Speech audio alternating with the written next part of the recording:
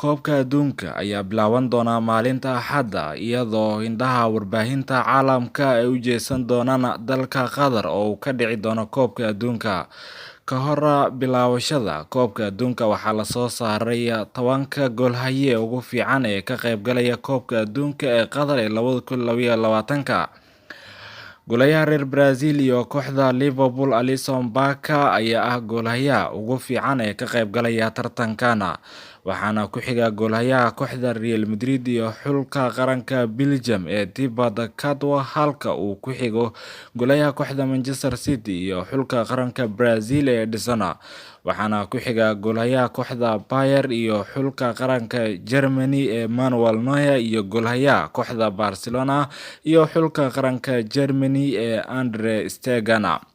Goolahayaasha kale ee ugu fiican waxaa ka mid ah Emiliano Martinez, Diego Costa, Unai Simon, Keylor Navas, Yann Sommer. Dhammaan kuwaasi waxay yihiin goolahayaasha ugu fiican ee ka qaybgalaya tartanka Koobka Adduunka ee sanadkan lagu qaban doono dalka Qatar. Kaká oo magacaabay xulalka ugu cadcad ee ku guuleysan kara Koobka Adduunka. Halyeeyga reer Brazil Kaká ayaa magacaabay 3 xul ee ugu cadcad ee ku guuleysan kara Koobka Adduunka ee sanadkan ka dhici doona dalka Qatar.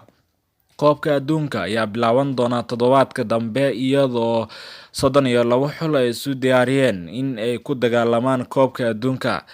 Xiddiga ku guuleystay abaalmarinta Ballon d'Or ee sanadkii 2007 oo ka qayb ahaa xulka Koobka Adduunka ee sanadkii 2002, 2006 ilaa 2010 ayaa si fiican u garanaya ka qaybgalka Koobka Adduunka.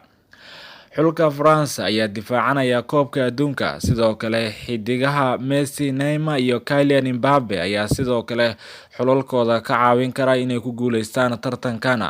Kaká oo la hadlayay Gazzetta dello Sport ayaa doortay xulalka ugu cadcad ee ku guuleysan kara Koobka Adduunka.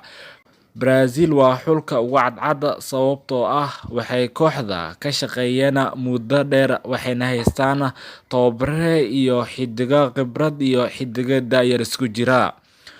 Xulalka kale ee ugu cadcad ee Koobka Adduunka ayaa ah Argentine iyo France, ayuu hadalkiisa sii raaciyay Kaká oo muddo dheer soo matalayay xulka qaranka Brazil.